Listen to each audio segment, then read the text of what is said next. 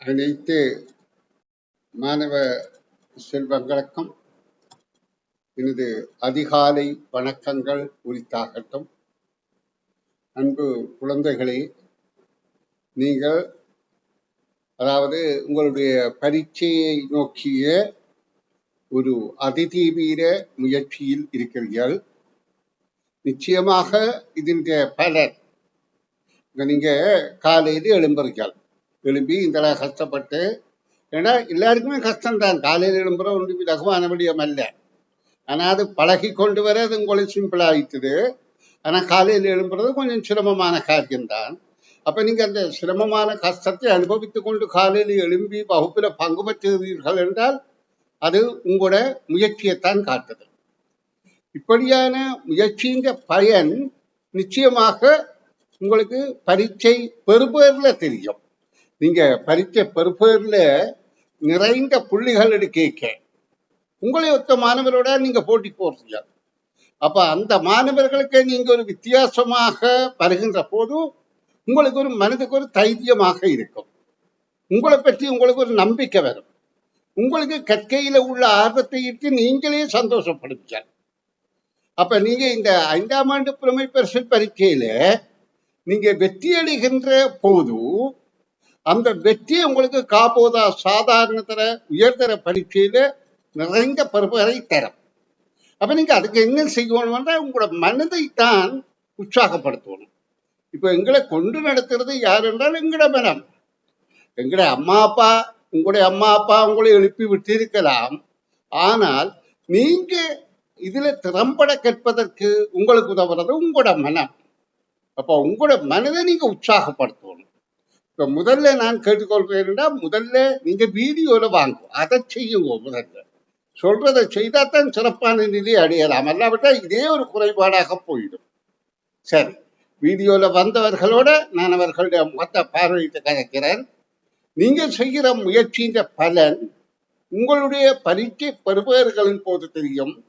அந்த பரீட்சை பெறுபேறுகளின் பலன் காப்போதா சாதாரண தர உயர்தர படிப்பு கற்கையில உள்ள ஆர்வத்துல தெரியும். அந்த கற்க ஆர்வத்தின் பலன் அந்த பரீட்சை பெறுபேறுல தெரியும். பிறகு அதின் பலன் உங்களோட வாழ்க்கையில நீங்க அடைகிற உயர்நிலையில தெரியும். அந்த முறையில பிள்ளைகள் நான் உங்களை திரும்ப திரும்ப உற்சாகப்படுத்துறேன். நீங்க ஒரு முக்கியமான நல்ல ஒரு விடயத்துல ஈடுபட்டிருக்கிறீர்கள். இதன் பலன் தொடர்ந்து முயற்சியாக நன்றாக கிடைக்கும் என கூறிக்கொண்டு நான் வகுப்புல நுழைகிறேன். இப்ப நாங்க ஒரு 10 நாள் தான் 12 நாள் தான் படிக்கக்கூடியதாக இருக்கும். அந்த 10-12 நாட்களுக்கும் காலையும் மாலையும் வகுப்பு நடத்துறேன். உங்களால முடிந்த அளவில் அதுல பங்கு பெற்றுங்கோன்றதான் நான் கேட்கிறேன். நிச்சயமாக அதாவது ஒரு சின்ன மாற்றம். நீங்க இப்ப பாடசாலை போறீர்கள், பிரத்யேக ஆசிரியர்கள்ட்ட படிக்கிறீர்கள், உங்களோட பெற்றார் வழிகாட்டுறார்கள், நீங்கள் முயற்சி செய்கிறீர்கள். இது எல்லாத்தையும் விட இதுக்கும் உங்களுக்கு ஒரு சப்போர்ட்டாக அமையும். அதாவது உங்களுக்கு ஒரு உஷார் துணியாக அமையும். நாங்கள் என்ன செய்கிறோம், இப்ப உங்களுக்கு பரீட்சையை நீங்கள் பரீட்சை வினாக்களை வாசித்து விளங்கி விடியளிக்கிறதானே. அதற்காக நானும் இப்ப உங்களுக்கு பயிற்சிகளை காண்பித்து விட காணும் முறைகளை சொல்லி தருகிறேன். கவனமாக பின்பற்றுங்கோ.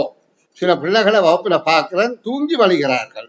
அவர்கள் தூங்கி வழிவதற்கான காரணம் என்னென்றால் அவருடைய மனதிலே இன்னும் உற்சாகம் போதாதுன்றதான் கருத்து. அப்ப நாங்க என்ன செய்யணும், மனதை உற்சாகப்படுத்தணும். மனதை உற்சாகப்படுத்துவோமாக இருந்தால்தான் நாங்க செய்கிற காரியத்தை சிறப்பாக செய்யலாம். இல்லாவிட்டா எங்கட உடம்புக்கு அடிமைப்பட்டு உடம்பு சோம்பேறித்தனமா தான் இருக்குது. அந்த சோம்பேறித்தனத்துல இருக்க வேண்டிய கட்டம் வந்துவிடும். அப்ப நாங்கள் உடம்புக்கு அடிமையாகாம உடம்பை மனதார உற்சாகப்படுத்தி செயல்களை செய்வோம். சரி, இப்பொழுது நாங்கள் இந்த 14வது பரீட்சைத்தாளில பக்கம் 3ல 13வது வினாவில இருந்து பார்வையிடுவோம். தரப்பட்டுள்ள வடிவத்தை ஒரு சதுரமாக மாற்றுவதற்கு அதனுடன் சேர்க்கப்பட வேண்டிய அடைப்புகளின் குறைந்தபட்ச எண்ணிக்கை யார்? இப்ப இதுல எங்களுக்கு உடனே தெரிய வேண்டியது சதுரம் என்ற வடிவத்தை பற்றி. சதுரம் என்ற வடிவம் 4 பக்கங்களும் சமனானவை என்பதை தெரியும். அப்ப இதை சதுரமாக மாற்றுவதற்கு குறைந்தபட்சம், அதிகபட்சம் அல்ல, எவ்வளவு குறைவு இதோட இணைத்து இது ஒரு சதுரமாக மாற்ற முடியும் என்று கேட்கப்படுது. அப்ப எங்களுக்கு தெரியணும், இதுல ஒரு பக்கம் 3ஆக இருந்தால் இந்த பக்கம் 3ஆக இருக்கணும். அப்ப அது தானாகவே இந்த பக்கம் 3ஆக வந்துவிடும். அப்ப இவ கேள்வி என்ன, இதை சதுரமாக மாற்றுவதற்கு இன்னும் அவ்வளவு இணைக்கப்பட வேண்டும். அப்ப 3 தர 3 9, இங்க இருக்கிறது ஆக 1 2 3 4. அப்போ 9ல 4 இருக்குது என்றால் இன்னும் இணைக்கப்பட வேண்டியது 5. கேள்விக்கான விடை இலகுவாக கிடைத்து விட்டது. இனி அடுத்த கேள்வி, கீழே தரப்பட்டுள்ள வடிவத்தை ஒரு செவ்வகமாக்குவதற்கு அதனில் இருந்து நீக்கப்பட வேண்டிய குறைந்தபட்ச அடைப்புகளின் எண்ணிக்கை யார்? செவ்வகம் என்றால் உங்களுக்கு தெரியணும், அதற்கு 4 பக்கங்களை கொண்டாதான். ஆனா அதுங்க பக்கங்கள் எதிர் பக்கங்கள் சமனாக இருக்கும். அதாவது நீளம் குறைவாக இருப்பது அகலப்பக்கம், நீளம் கூடுதலாக இருப்பது நீளப்பக்கம். அப்ப இந்த நீளம் அகலம் அகலம் நீளம் நீளமாக இருக்கணும், சமனா இருக்கணும் என்றால் இதுல இருந்து எத்தனையை நீக்கணும்? 1ஐ நீக்க வேணும், 2ஐ நீக்க வேண்டும். அப்ப 2 என்பதை விடை. அடுத்த கேள்வி, இச்செவ்வக காகித தாளில் இருந்து சதுரமொழியாக்கக்கூடிய 6 முகங்கள் கொண்ட எத்தனை அட்டக்கீலங்களை வெட்டியிருக்கலாம்? இந்த கேள்வியிலே நீங்க கவனிக்க வேண்டியது என்னென்றால், சதுரமுகியாக்குகின்ற அட்டக்கீலத்தில் இப்ப நாங்க சதுரமுகி என்றது படித்திருக்கிறோம். 6 பக்கம் சதுர முகங்களை கொண்ட ஒரு உருவந்தான் சதுரமுகி என்று பல தடவை படித்திருக்கிறோம். அப்ப சதுரமுகிக்கு அட்டக்கீலம் வெட்டுகின்ற போது 4 முகங்கள் நிலைக்குத்தாக இருக்க வேண்டும். இங்க 2 தெரியுது, இந்த பக்கம் 1 3, இந்த பக்கம் 1 4 முகங்கள் நிலைக்குத்தாக இருக்கணும். மற்ற 2 முகங்கள் கிடையாக இருக்க வேண்டும். இது 1 கிடை, கீழே 2வது கிடை. அப்ப மொத்தம் 6 முகங்கள்ல 4 முகங்கள் நிலைக்குத்தாகவும் 2 முகங்கள் கிடையாகவும் இருக்க வேண்டும். அப்ப இந்த அட்டக்கீலத்தை வெட்டுகின்ற போது நிச்சயமாக, அதாவது நாங்க இதில் அவதானிக்கணும், 4 முகங்கள் நிலைக்குத்தாக இருக்கணும் என்றால் அந்த 4 முகமும் ஒரே, அதாவது நிரலோ அல்லது நிறையோ ஒரே வரிசையில இருக்க வேண்டும். பிறகு அந்த கிடையாக இருப்பது 2ம் எதிரெதிராக எந்த இடத்திலையும் வரலாம், நேரையும் வரலாம், வேறு இடங்களையும் எதிரெதிராக வரலாம், எப்படியாவது வரலாம். அதாவது இப்படி எதிரெதிராக வரலாம், இங்கே இதுக்கு இது எதிராக வரலாம், இதுக்கு எதிர் இங்கே எப்படியாவது வந்தா சரி. அப்ப இந்த வகையிலே அல்லது இப்படியாக நாங்க பலமையாக இப்படித்தான் பார்க்கிறது. அதாவது 4 என்றால் 4 சதுரம் என்றால் எதிரெதிராக, இப்படி எதிரெதிராக வெட்டுவது என்று பார்ப்போம். அப்படி எப்படித்தான் இதுல வெட்டினாலும் 2 சதுரமுகிகளுக்குத்தான் வெட்ட முடியும். இது இந்த வரிசையில ஒன்றை வெட்டினால் அடுத்த வரிசையில இப்படி வெட்டுகின்ற போது, இப்ப இதற்கு நான் இப்படியாக வெட்டுவனாக இருந்தால் அடுத்த வரிசைக்கு வெட்டுவது இப்படியாக வெட்டி இந்த இடத்துல இருந்து 2 உருவாக்குகின்றால் சரி. இதற்கு மேல வெட்ட முடியாது. ஆகவே 2 என்பது இந்த கேள்விக்கான விடையாகும். சரி பிள்ளைகள், நான் அடுத்த தொடர்ச்சியான கேள்விகளுக்கு விடைகாண் விளக்கம் தருகின்றேன். சிங்கள மொழி கவிதையின் தமிழாக்கத்தின் 4 வரிகள் மாற்றி எழுதப்பட்டுள்ளன. எழுதப்பட்ட விதம் கீழே தரப்பட்டுள்ளன. இது ஒரு கவிதை என்ற ஆங்கில எழுத்து 4ஐ போட்டு 4 வரிகள் 4 வாக்கியங்கள் தந்திருக்கு. இதை சேர்ப்பதன் மூலம் ஒரு கருத்துள்ள கவிதை கிடைக்க வேண்டும். அப்படி கிடைப்பதற்கு அவ்வரிகளின் சரியான ஒழுங்க பொருத்துவதை எவ்வாறு பொருத்தினா சரியா பெறும் என்று கேட்கப்படுகின்றது. அப்ப நாங்க இந்த கவிதையை வாசித்து பார்த்துட்டு அதிலே எங்களுக்கே ஒரு தொடர்பு தெரியுமே. வாசிப்பாற்றலால நாங்க நிறைய வாசிக்கின்ற போது எங்களுக்கு இது எது முதல்ல எது வரும் என்றது எங்களுக்கு இந்த வாக்கிய வாசிப்புல புரிந்து கொள்ளக்கூடியதாக இருக்கும். இப்ப பாருங்க, அதை கண்ட வெள்ளை காளை. அப்ப எதை கண்ட வெள்ளை காளை? அப்ப இதுக்கு முன்னுக்கு ஒரு வசனம் பெறணும். அதை கண்ட வெள்ளக்காளை. எதை கண்ட வெள்ளக்காளை? ஏதோ ஒன்று நடந்திருக்கு. அதை கண்ட வெள்ளக்காளை மலையிலிருந்து புரண்டது. அப்ப இதுக்கு முதல்ல எது மலையிலிருந்து புரண்டது? அப்ப இதுக்கு முன்னுக்கும் ஒரு வாக்கியம் பெறணும். புரண்டு புரண்டு சிரித்தது. இது வினைச்சொல் இருக்கின்றபடியால் இறுதியாக பிறக்க வேண்டும். கருத்த மாமாவின் கருத்த காளை. அப்ப இது முதலாவதாக வரக்கூடியதாக இருக்கின்றது. இது பாருங்க, கருத்த மாமாவின் என்ற ஒண்ணு அங்க இழுவாய் பெறுகின்றது. அப்ப இழுவாயோட வாக்கியம் பெறுகின்ற போது கருத்த மாமாவின் கருத்த காளை மலையிலிருந்து கீழே புரண்டது. இரண்டாவது, அதை கண்ட வெள்ளை காளை புரண்டு புரண்டு சிரித்தது. அப்ப இந்த ஒழுங்கு எங்களுக்கு வாசிக்கே புரிந்து கொள்ளக்கூடியதாக இருக்கின்றது. இதுக்கு என்ன தேவை? தொடர்ச்சியான வாசிப்பு. அப்ப நாங்க இந்த விடைகள்ல முதல்ல பார்க்கணும். டீல ஆரம்பிக்கிறது. இது மூன்றுமே டீல தான் ஆரம்பிக்குது.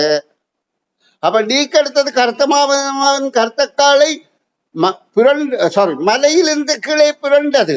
அப்ப பி வருகிறது. எது? இது அல்ல, இது அல்ல, இதாக இருக்கின்றது. ஏன்? கருத்த மாமாவின் கருத்தக்காலை அதை கண்ட வெள்ளக்காலை என்றது பொருந்தாது. சரியா? புரண்டு புரண்டு கருத்த மாமாவின் கருத்தக்காலை மலையிலிருந்து கீழே புரண்டது. அப்ப இதுதான் பொருத்தமாக இருக்கின்றது. புரண்டு புரண்டு சிரித்தது என்றதும் பொருந்தும். ஆனா அதுக்குரிய தொடர்ச்சியான அடுத்த சொல் அமையவில்லை. கருத்த மாமாவின் கருத்தக்காலை மலையிலிருந்து கீழே புரண்டது. அதை கண்ட வெள்ளை காலை புரண்டு புரண்டு சிரித்தது. அப்ப மூன்றாவதான் பொருத்தமாக இருக்கின்றது. இது தகவல்களை ஒழுங்கமைக்கும் ஆற்றல். அதாவது நாங்கள் இங்க பார்க்கிற வாக்கியத்தின் தொடர ஒழுங்காக்கி காணுகின்ற ஆற்றல். இனி நாங்க 17வது வினாவுக்கு சொல்வோம். ஒரு கிராமிய வாசிக சாலையை 5 மாணவர்கள் ஒன்று சேர்ந்து நடத்தினார்கள். வாரத்தின் 7 நாட்களில் ஒவ்வொரு நாளும் ஒவ்வொரு மாணவன் நகரிலிருந்து பத்திரிகை வாங்கி வந்து வாசிக சாலையில் வைப்பது வழக்கம். அன்று ஞாயிற்றுக்கிழமை முதலாவது மாணவன் பத்திரிகை வாங்கி வந்து வைத்தான். அவன் அடுத்ததாக இந்த நாளில் பத்திரிகை வாங்கி வைக்க வேண்டாம். இப்ப எங்களுக்கு இதுல விளங்குது என்றால், ஒரு கிராமத்திலே ஒரு சிறிய வாசிக சாலை இருக்காம். வாசிக சாலை என்பது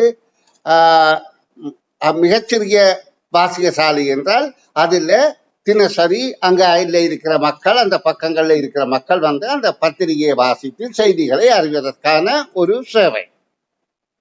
இது யார் உருவாக்கினார்கள் என்றால் 5 மாணவர்கள் உருவாக்கி இருக்கிறார்கள்.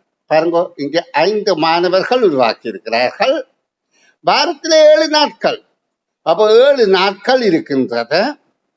இந்த 7 நாட்கள்லையும் 2, 4, 6, 7 நாட்கள்ல 5 மாணவர்களும் நகரில இருந்து பத்திரிகை வாங்கி வந்து வைப்பது வழக்கம். ஒழுங்காக, அதாவது ஒருத்தர் வைத்தா அடுத்தவர் திரும்ப அடுத்த நாளை வைக்கிறது. அப்படியே 5 பேரும் வைக்கிறார்கள். அன்று ஞாயிற்றுக்கிழமை இந்த முதலாவது மாணவன் இந்த ஞாயிற்றுக்கிழமை வைத்திருக்கிறான். அவன் அடுத்ததாக எப்ப வைக்கணும்? அப்ப இவன் முதலாவதால் ஞாயிறு வைத்தால் அடுத்த 2வது, 3வது, 4வது, 5வது இப்படி வைத்த உடனே முதலாவதால் திரும்ப வைப்பது அதற்கு அடுத்த நாளாக இருக்கும். திரும்ப அடுத்த டேர்ன் தொடங்குறது இங்க முதலாவதா. அப்ப நாங்க இதை பார்க்க, இதுல திங்கள், இது செவ்வாய், இது புதன், இது வியாழன், இது வெள்ளி என்பது கேள்விக்கான விடையாகும். சரி பிள்ளைகள், அடுத்த வினாவை பார்வையிடுவோம். 18வது வினா. 18வது வினா இந்த பக்கத்தின் இறுதி வினா. இது 2 கிடைக்கோடும், அதாவது 2 கிளைக்கோடுகள். இதுல இருக்கிற இந்த கோலத்தை பாருங்க. 2 கிளைக்கோடு, ஒரு நிலைக்குத்துக்கோடு, ஒரு சாய்கோடு கொன்ற வடிவமாக இருக்கின்றது. கிடைக்கோடு நீளம் கூடியதாகவும் நிலைக்குத்துக்கோடு நீளம் குறைவாகவும், சாய்வோடு 2க்கும் இடைப்பட்ட ஓரளவு நீளம் கூடியதுமல்ல குறைந்ததுமல்ல நடுத்தரமாக இருக்கின்றது. இப்ப இதுல என்ன கேள்வி, கீழுள்ள வடிவத்தில் நீளம் கூடிய நீளம் குறைந்த பக்கங்கள். அப்ப நாங்க முதல்ல நீளம் கூடிய பக்கத்தை பார்த்தால் இந்த பி என்பதுதான் நீளம் கூட. இது என்னத்தை கொண்டு பார்க்கிறோம்? கண்ணை கொண்டு பார்த்து விடைய அணுகுகிறோம். நீளம் குறைந்தது என்றால் இந்த ஏ தான் நீளம் குறைந்தது. அப்ப முதலாவது விடை பொருத்தமாக இருக்கின்றன. அதாவது இந்த மிக எளிய பயிற்சிகளினூடாக நாங்க எங்களை தரமைந்து பரீட்சைக்கு தயார்படுத்தி கொண்டு இருக்கின்றோம். இப்ப நான் இந்த உங்களை வீடியோவில் பார்க்கிற காரணம் என்னென்றால், நீங்கள் எவ்வளவு உற்சாகமாக இருக்கிறீர்கள் என்று. சில பிள்ளைகள் தூங்கி வழிகிறார்கள். அவர்கள் என்னத்துக்காக எழுந்திருக்கிறார்கள்? அம்மா அப்பாட கரைச்சலை தான் எழுப்பி இருக்கிறோம். அம்மா அப்பாட கரைச்சலுக்கு மட்டும் எழுப்பினால் நித்திரை தான் தரும். உங்களுக்கும் ஒரு உற்சாகம் இருந்தா, நாங்க படிக்கணும் என்ற ஆர்வம் இருந்தால் நித்திரை வராது. நான் இப்ப பார்க்க இதுல பார்த்தேன், நான் சில பிள்ளைகள் அப்படியே தூங்கி வழிகினேன். அப்ப இந்த பிள்ளைக்கு மனதில படிக்கிற ஆர்வம் இல்லை, இந்த கரைச்சலுக்காக எழுந்திருக்கின்றது. அப்படி கரைச்சலுக்காக எழுதுகிற பிள்ளைக்கு மண்டையில ஏறுமா? அந்த பிள்ளைக்கு நித்திரை கலக்கம் இருக்குமா? காது கேட்குமா? காது கேளாது, அதுக்கு நித்திரை தான் அப்படியே நித்திரை சுற்றி கொண்டு இருக்கும். அப்ப நீங்க அதை பழக வேணும். முதல்ல நாங்கள் ஒரு காரியத்தை செய்கிறோம், இதனான நல்ல பலன் நாங்கள் அடைய போகின்றோம். ஆனபடியால் நாங்கள் எங்களுடைய நித்திரையை தியாகம் செய்யத்தான் வேண்டும். நித்திரை கொள்ளவணும், நித்திரை கொள்ளக்கூடாதுன்னு நான் சொல்லல. குறைந்தபட்சம் 8 மணித்தியால நீங்க நித்திரை செய்யணும். அதுக்கு என்ன செய்யணும்? இரவில தேவையில்லாத டிவியல் பார்க்குற அந்த இந்த கேளிக்கைகளை கொஞ்சம் குறைக்க வேணும். நீங்க போய் ஏழியா நித்திரைக்கு போயிடணும். அம்மா அப்பாவுக்கு சொல்லணும், அம்மா நான் நாளை விடிய எழும்போடும், அம்மா நான் நித்திரைக்கு போகணும் என்று சொல்லி ஒரு 9-10 மணிக்காவது நீங்க நித்திரை போயிடணும். 10 மணிக்கு நித்திரை போனா கூடி, 9 மணிக்கு நித்திரை போனா கூடி காணுமானது வேணுமென்ற நீங்க மாலையிலேயும் ஒரு குட்டி தூக்கம் போடலாம். அதுவும் போல இன்னும் சிறப்பான ஒரு நிலைக்கு கொண்டு வரும் என்பதை நீங்க புரிந்து கொள்ளுங்கள். மாணவ செல்வங்களே, நான் தொடர்ச்சியாக அடுத்த பக்க வினாக்களுக்கு விடை காணும் விளக்கங்களை தருகின்றேன். இங்கே நான் பார்க்கிற போது உண்மையிலேயே நிறைய பிள்ளைகள் வீடியோ போடாமல் இருக்கிறார்கள். ஆனால் நான் அவர்களை இப்ப நான் வற்புறுத்தவில்லை. காரணம் என்றால் அது அவர்களுடைய பழக்கமாக இருக்கின்றது. அதை பழகி கொள்ளட்டும். நாங்கள் அடுத்த பக்க வினாக்களுக்கு விடை காணும் முயற்சியில் ஈடுபடுவோம். 19வது கேள்வி. அதாவது எந்த ஒரு காரியத்தையும் மெல்ல மெல்ல செய்யும் போது நிச்சய வெற்றி கிடைக்கும். அப்ப உங்களோட மனதிலே ஒரு ஆணித்தரமான நேர்ப்பிருக்கோணும், நான் இந்த காரியத்துல வெற்றி அடைவேன், என்னால முடியும். ஏனென்றால் என்னையொத்த மாணவர்களோடு தான் நான் போட்டி போடுறேன். அப்ப இந்த போட்டியில நான் வெற்றி அடைய வேண்டும். இது போட்டி தான், போட்டி பரீட்சை. ஏனென்றால் 100 பிள்ளை பரீட்சை செய்தால் 2 பிள்ளைக்கு தான் பரிசு கிடைக்குது. அப்ப 100 பிள்ளையிலே அந்த 2 பிள்ளையும் திறமையானவர்களாக தங்களை காட்டணும். அப்ப திறமையை காட்டுறதுக்கு என்ன செய்யணும்? தங்களை ஆற்றலை வளர்த்துக் கொள்ளணும். அந்த ஆற்றலை வளர்க்கறதுக்கு என்ன செய்யணும்? கற்பதை கவனமாக கற்ப வேணும், பயிற்சிகள் நிறைய செய்ய வேண்டும், பரீட்சையில போய் அதே திறமையை வழிகாட்ட வேண்டும், நல்ல பெறுபேறு கிடைக்கும். அது தொடர்ச்சியான வாழ்க்கையில நல்ல பெறுபேறுகளை ஈட்டத்தரும். சரி, 19வது கேள்வி. 5 சமனான ஈக்கு துண்டுகளால், சமன் என்றால் ஒரே நீளம், ஆக்கப்பட்ட வடிவம் எது?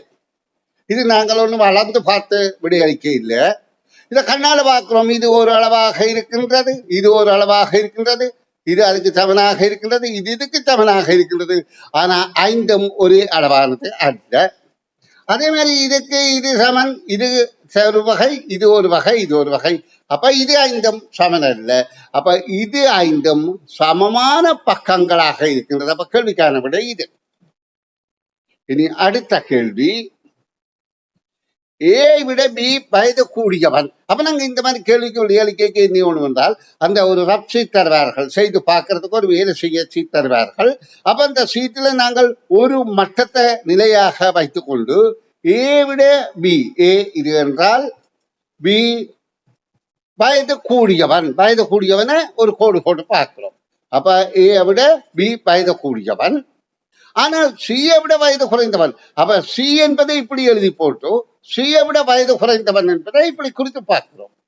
இப்ப இனித்தான் நாங்க இவர்களில் மூத்தவர் யார் என்ற உடனே எங்களுக்கு டக்குன்னு தெரியுது, இந்த சி தான் மூத்தவர். இதை என்னத்திலாக ஆக்குறோம்? சொற்களை ஒப்பிட்டு பார்த்து சொல்லி இல்ல, நாங்கள் இந்த வரைபடத்தை பார்த்து சொல்றோம். அதாவது மூத்தவர் சி, அப்ப கேள்விக்கான விடை சி என்பது ஆகும். இந்த வகையில நாங்க இலகுவாக பரீட்சையை பெற்றுக் கொள்ள வேண்டும். சரி பிள்ளைகள், அடுத்த வினாவை பாருங்க. இதுல ஒரு சமன்பாடுகள் தந்திருக்கு. வட்டத்தால பெருக்கினால் சதுரம், சதுரத்தை சதுரத்தால பெருக்கினால் முக்கோணம், முக்கோணத்தை 2ஆல வகுத்தால் 8. அப்ப இதுல எதை நாங்கள் தீர்க்க முடியும்? இதுல பெருமானங்கள் எங்களுக்கு தெரியாது. ஆனால் இங்க இது 2 பெருமானம் தரப்பட்டிருக்கிறபடியால் நாங்க இந்த முக்கோணத்தின் பெருமானத்தை காண முடியும். எப்படி? கணிதத்தின் மாற்று குறியீடை பயன்படுத்தி. இப்ப இது அரண என்று தந்திருந்தால் வகுத்தல், வகுத்தலுக்கு எதிர்ச்செயல் என்ன? பெருக்கல். கூட்டலுக்கு எதிர்ச்செயல் என்ன? கழித்தல். இப்ப இந்த வழியில நாங்கள் முக்கோணத்தின் பெருமானத்தை காண்பதற்கு இங்கே அந்த முக்கோணம் 2ஆல வகுக்கப்பட்டிருக்கின்றபடியால் இங்கே இருந்து வரையில நாங்க இதை 2ஆல பெருக்க வேண்டும். அதாவது மாற்று கணித குறியீடு. இப்ப 8 2ஆல வகுக்கப்பட்டபடியால் நாங்க மறுவழியில வரைக்க 8 2ஆல பெருக்கினால் முக்கோணத்தின் பிரமாணம் 16 என்பதை தெளிவாகி விட்டது. இப்ப முக்கோணம் 16ஆக இருந்தால் ஒரே எண்ணை ஒரே எண்ணால பெருக்கி 16 வரணும். அதாவது சதுர எண் ஒரே எண்ணை ஒரே எண்ணால பெருக்கி 16 வரணும் என்றால் 4ஆல பெருக்கினா தான் 16 வரும். அப்ப 4 வரணும் ஒரே எண்ணை ஒரே எண்ணால பெருக்கி என்றால் 2ஆல பெருக்கினால்தான் 4. இது உங்களுக்கு தெரியும். சதுர எண்கள் 1 தர 1 1, 2 தர 2 4, 3 தர 3 3 9, 4 தர 4 16, 5 தர 5 25. இப்படியாக சதுரன் போய்கொண்டிருக்கின்றது. இதுக்கு ஒரு தொடர்பு இருக்கின்றது. இந்த வித்தியாசத்துக்கே ஒரு தொடர்பு இருக்கு. இந்த வித்தியாசத்துல தொடர்பையும் காட்டுமே பாருங்க. இதுக்கு மேல 3 கூட, இதுக்கும் இடையில 5 கூட, அப்ப இதுக்கும் இடையில 7 கூட, இதுக்கும் இடையில 9 கூட, அப்ப அடுத்த 11, அடுத்த 11, இப்படி கூடிக்கொண்டு போகும். இதான் சதுரன். அப்ப சதுரன் என்பது இந்த கருத்து என்னென்றால் நிறையின் நிழலின் சமனாக இருக்கிறது. இது ஒன்று கொண்டு ஒன்று, இப்படி இருந்தா 2க்கு 2, இப்படி இருந்தா 3க்கு 3, இப்படி இருந்தா 4க்கு 4. தான் சதுரன். அப்ப நிறையின் நிழலின் சமனாக இருப்பது சதுரன். இப்ப எங்களுக்கு பிரமாணங்களை கண்டுபிடித்தோம். இப்ப வினா என்ன? முறையே வட்டத்தின் பிரமாணம் 2 இங்க போட்டு விட்டோம், சதுரத்தின் பிரமாணம் 4, முக்கோணத்தின் பிரமாணம் 16. அப்ப 2 4 16 என்று இருக்கிறபடியா பார்க்கணும். இது 2 4 16 அல்ல, இது 2 4 16. இதுவும் தவறு. அப்ப நாங்க விடிய இலகுவாக தெரிந்து கொள்ளக்கூடியதாக இருக்கின்றது. நன்று மாணவ செல்வங்களே, நாங்கள் தொடர்ச்சியான வினாக்களை பார்ப்போம். இப்ப இதெல்லாம் மிக இலகுவான பயிற்சி. ஆனா இது செய்யறதாலே என்ன நன்மை என்றால், நாங்க அரிச பரீட்சையை மேற்கொள்வதற்கு எங்களை தகுதியுடையவராக மாற்றிக்கொள்ளலாம். பின்வரும் கோவை என்றால் என்ன? பூ கோவையாக இருக்கின்றது. பூக்கள் கோவையாக சேர்ந்துவிட்டால் மாகை. கோவை என்றால் வரிசை. அப்ப இதிலே ஒவ்வொரு வரிசை இருக்கின்றது. இந்த கோவையில இது ஒரு சமன்பாடு. அதாவது இந்த 2 செயற்பாடுகளும் இந்த 2 செயற்பாட்டுக்கும் இந்த 2 செயற்பாடும் ஒன்றுக்கொன்று சமனாக இருக்கின்றது. அப்ப இங்கு கேட்கப்படுகிறது என்னென்றால், அந்த செயற்பாடுகள் இந்த முக்கோணத்தின் பயன்பாடு இது என்ன செய்யப்படுகின்றது? கூட்டுதா, கழிக்குதா, பெருக்குதா? அப்ப எங்களுக்கு இந்த கணிப்புகளை நன்றாக பயிற்சி இருக்கின்ற போது எங்களுக்கு தெரியும்.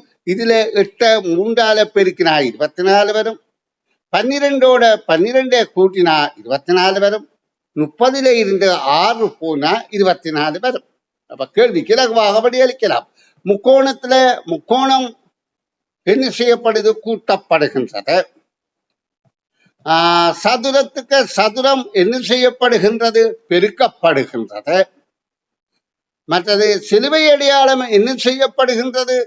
கழிக்கப்படுகின்றது. அப்ப 3 வகையான விடையும் இங்கே பொருத்தமாக இருக்கின்றன. இனி நாங்கள் 25வது வினாவை பார்வையிடுவோம். இது 25, 26, 27 என 3 வினாக்களோட இந்த பக்கம் முடிவருகின்றது. அப்ப நான் உங்களை வெகு சிரமத்துக்களை உள்ளாக்கையில நீங்க கொஞ்சம் பயிற்சிகள் செய்து பழகிறீர்கள். அது உங்களுக்கு அரச பரீட்சைக்கு நல்ல உதவியாக இருக்கும். இப்ப இந்த கேள்வியை பாருங்க. ஏ என்பவன் 5 நிமிடங்களில் ஓடும் தூரத்தை பி என்பவன் 3 நிமிடத்தில் ஓடுவான். ஆயினும் சி என்பவன் அதே அளவு தூரத்தை ஓடுவதற்கு 7 நிமிடங்கள் செலவாகும். இவர்கள் மூவரும் ஓட்டப்போட்டியில் பங்கு பற்றிய போது 1ஆம் 2ஆம் 3ஆம் நிலைகளை பெற்ற சரியான ஒழுங்கை தெரிவு செய்ய என்று கேட்கப்பட்டது. இதுக்கு நீங்க என்ன செய்யணும்? ஒரு செய்க வேலை தரப்பட்ட கட்டதாசி ஒரு தாள் தான் தருவார்கள். நீங்க அது முழுக்க எழுதி முடிச்சிட்டீங்களா இருந்தால் அவர்களை கேட்டால் இன்னொரு தாள் தருவதில் பின்னிற்க மாட்டார்கள். அப்படி பின்னிற்பார்களா இருந்தால் அவர்களை பற்றி நீங்க கம்ப்ளைண்ட் பண்ணலாம், முறைப்பாடு செய்யலாம். இருந்தால் உங்களோட கல்விக்கு அவை தடங்கலாகிப்பார்கள். சில இடங்களில் அப்படி ஆக்களும் இருக்கணும். ஆனா அவர்களுக்கு பாடம் படிப்பிக்கணும். அப்போ உங்களுக்கு இந்த செய்க வேலைக்காக ஒரு தாள் 2 தாள் கேட்கலாம், அதை விட 10 தாள் கேட்டு தான் தர முடியாது. அப்ப நீங்களும் அதுக்கு பொறுப்பானவராயிருக்கணும். அதாவது ஒரு தாள்ல செய்யுங்கோ, செய்து கொண்டு உங்களை இடம் பத்தாவிட்டால் கேளுங்கோ. உங்களோட மேசையில நீங்க அதுக்காக கத்தக்கூடாது. பரீட்சை செய்து கொண்டு கேட்க மேசையில தட்ட வேண்டும். இப்படி 2 தட்ட அவர்களை சத்தம் கேட்கும் திரும்பி பார்ப்பார்கள். சார் என்றால் அவர் கிட்ட வருவார். அப்ப வந்த உடனே எனக்கு ஒரு எக்ஸ்ட்ரா பேப்பர் தேவை என்றால் அவர் கண்டிப்பாக தருவார். அப்படியாக பெற்று இந்த பயிற்சிகளை செய்ய வேண்டும். ஏன்னா சில பிள்ளை பேப்பர் முடிஞ்சது சில பிள்ளைகள் செய்க வேலைத்தால் கேளாம பிள்ளையானபடியே கொடுத்து விடுவார்கள். உங்களுக்கு உரிமை இருக்கு கேட்கறதுக்கு. சரி, கேளுங்க. சரி, இப்ப இதுல ஏபிசி என்ற 3 பேரும் ஓடுகின்ற தூரம் ஒப்பிடப்படுகின்றது. அப்ப நீங்க ஒரே மட்டத்தில இருந்து அதை ஆரம்பிங்கோ. அப்பதான் உங்களுக்கு இலவாக இருக்கும். இதுதான் மட்டம் என்றால் ஏ பி சி என்பவர்கள் ஏ என்பவர் 5 நிமிடத்தில் ஓடுகிற தூரத்தை, அப்ப இந்த தூரத்தை ஓடுறதுக்கு ஒரே தூரத்தை தான் 3 பேரும் ஓடுறார்கள். இவருக்கு 5 நிமிடத்தில் ஓடுகிற தூரத்தை பி என்பவர் எவ்வளவு நேரத்தில் ஓடுகின்றார்? 3 நிமிடத்தில் ஓடுகின்றார். ஆயினும் சி என்பவர் அதே அளவு தூரத்தை ஓடுவதற்கு 7 நிமிடங்கள் செலவாகும்.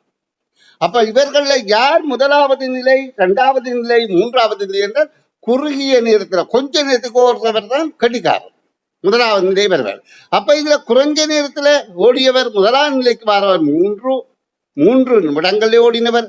2ஆம் நிலைக்கு வாரவர் 5 நிமிடங்கள். 3ஆம் நிலைக்கு வாரவர் 7 நிமிடங்கள். அப்ப எங்களுக்கு தெரியுது என்ன ஆங்கில எழுத்து? பி, அடுத்தது ஏ சி. அப்ப இந்த தொடர் பி ஏ சி என்று இருக்கும். அப்ப முதலாவது விடை பொருத்தமாக இருக்கின்றது. அப்ப 1ஆம் 2ஆம் 3ஆம் நிலைகளை அடைகின்றவர்களை கேட்கப்படுகின்றது. சரி, இனி 26வது வினாவுக்கு விடை காணும் வழக்கம். ஒரு வருட நாட்காட்டியில் குறித்த ஒரு மாதத்தின் இந்த சொற்களை நல்ல கவனமா வாசிப்போம். ஒரு வருடம் என்பது எங்களுக்கு விளங்கு நாட்காட்டியிலே ஒரு வருடம் இருக்கும், 12 மாதங்கள் இருக்கும்.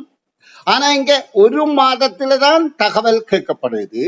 இது தினத்தாள்கள், 2 தினத்தாள்கள் தரப்பட்டுள்ளன. அந்த நாட்காட்டியில ஒன்றுல ஒரு தின, அதாவது 8ஆம் திகதி வெள்ளி என்று தந்திருக்கு. இப்ப இதுல 18ஆம் திகதி தந்திருக்கு, கிழமை நாள் தரவில்லை. அதில் 2வது தாளின் நாள் அச்சாகவில்லை. அதனை பூர்த்தி செய்ய வெற்றிடத்தில் இட வேண்டிய விடையாது. அப்ப இந்த இடம் அச்சாகவில்லையாம், அதுக்கு நீங்கள் என்ன எழுதுவீர்கள் என்றுதான் நீங்க கேட்கப்படுது. அப்ப எங்களுக்கு இதுல தெரிய வேண்டியது என்னென்றால் 7 நாட்கள் ஒரு வாரம். 8ஆம் திகதி வெள்ளிக்கிழமை என்றால் 8ஓடு 7 15 வெள்ளியாக இருக்கும். அப்ப 16, 17, 18. அப்ப 16 வெள்ளியாக இருந்தால் அடுத்தது சனியாக இருக்கும், அடுத்தது ஞாயிறாக இருக்கும், அடுத்தது திங்களாக இருக்கும். வெள்ளி, சனி, ஞாயிறு, திங்கள். அப்ப மண்டே என்ற விடை பொருத்தமானதாக இருக்கின்றது. அதாவது நாங்க இதுல என்னத்தை பின்பற்றுகிறோம் என்று சொன்னால் இந்த ஒழுங்க கணிப்பதைத்தான் பின்பற்றுகின்றோம். இந்த மாதிரி நாங்கள் ஒழுங்க கணித்து விடை காண்பது எங்களுக்கு சிறப்பான ஆற்றலை இப்படி செய்து பழகி கொண்டு வர நல்ல ஆற்றல் உள்ளவர்களாக வந்து விடுவீர்கள். சரி, இனி இந்த பக்கத்தின் இறுதி வினாவை பார்வையிட்ட பிறகு இந்த வகுப்பை நிறைவு செய்யலாம். ஒரு செவ்வக வடிவக்காணி அகலப்பக்கம் 8 தூண்களும் நீளப்பக்கம் 12 தூண்களுமாக காணப்பட்டன. இந்த செவ்வக வடிவ காணிப்படியாக இருக்கின்றது. இது செவ்வகம் என்று சொல்லிக்க இதுக்கு 4 மூலை இருக்கிறது என்பதை நீங்க கவனிக்க வேண்டும். அப்ப இந்த 4 மூலையிலேயும் தூண்கள் இருக்க வேண்டும். அப்ப இதுல அகலப்பக்கம் 8 தூண்கள். அப்ப இதுல 8 தூண்கள் இருக்கின்றது. இந்த 2 இது தவிர இதுல 6 தூண்கள் இருக்க வேண்டும். அப்ப இதுல 2, 4, 6 இன்னும் ஒரு தூணப்படும் 8 தூண்கள் இருக்கின்றது. இதே மாதிரி நீளப்பக்கம் 12 தூண் என்று சொல்லப்படுகின்றது. அப்ப இதுக்கு 2 போனால் இங்கே இன்னும் 10 தூண்கள் இருக்க வேண்டும். நான் சும்மா போடுறேன் 10 என்று. 10 தூண்கள் இருத்தல் வேண்டும். இப்ப கேள்வி என்ன, இந்த காணியை சுற்றியுள்ள தூண்களின் மொத்த எண்ணிக்கை யார்?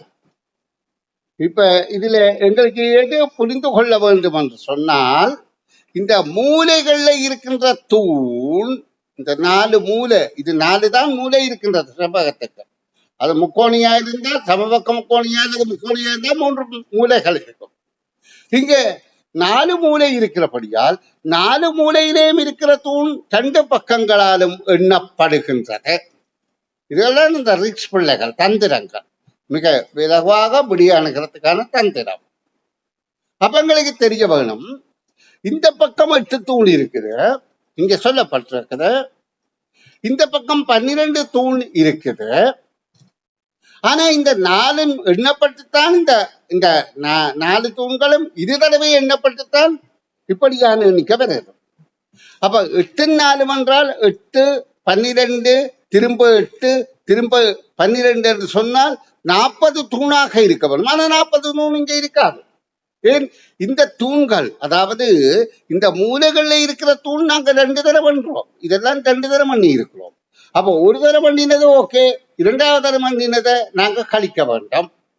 அப்ப ஒரு தடவை பண்ணினதை கழிக்காம இன்னும் 2 தடவை பண்ணி இருக்கிறபடியால் மேலதிகமாக நாங்கள் இன்னது 4. அப்ப 4 கழிப்போமா இருந்தால் இதுல 36 தூண்கள் இருக்கும். இதுக்கு நீங்க என்ன செய்யணும், இதை பயிற்சி பெறுவதற்கு நீங்க இப்ப பாருங்க, ஒரு காருக்கு 4 சில் இருக்கும். ஒரு கார் என்றால் 4 சில் இருக்கும். இந்த காருன்ற நாங்க இந்த காரை இப்படி பார்த்தால் இதுக்கு 4 சில் இருக்கு. ஒரு பக்கம் பார்க்க 2 சில் இருக்கு. இந்த பக்கம் 2 சில்லு, இந்த பக்கம் 2 சில்லு, இந்த பக்கம் 2 சில்லு. அதுக்காக அதுக்கு 8 சில்லா இருக்குது இல்லையோ? ஒவ்வொன்றின் இரு தடவை எண்ணுகின்றோம். அதாவது இந்த ஒவ்வொரு பக்கம் பார்க்கல 2 தடவை என்றோம். இது ஒருக்கா 2 என்றோம்.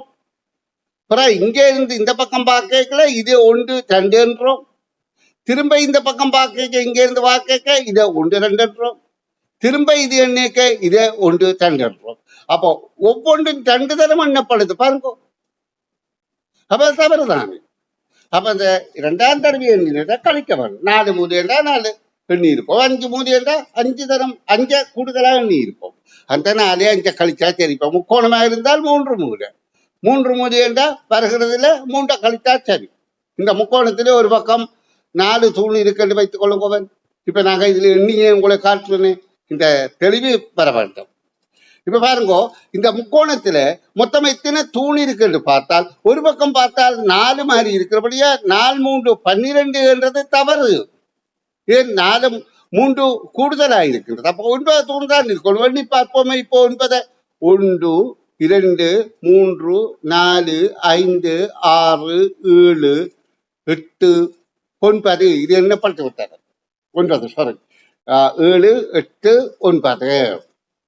அப்போ 9 தூண்கள் இருக்கின்றது. உங்களுக்கு இப்ப வெளிச்சமாயிருக்கு. அப்ப மூலைகளை கழிக்க வேண்டும் என்பதை நீங்க கருத்துல கொள்ளுங்க. நன்றி.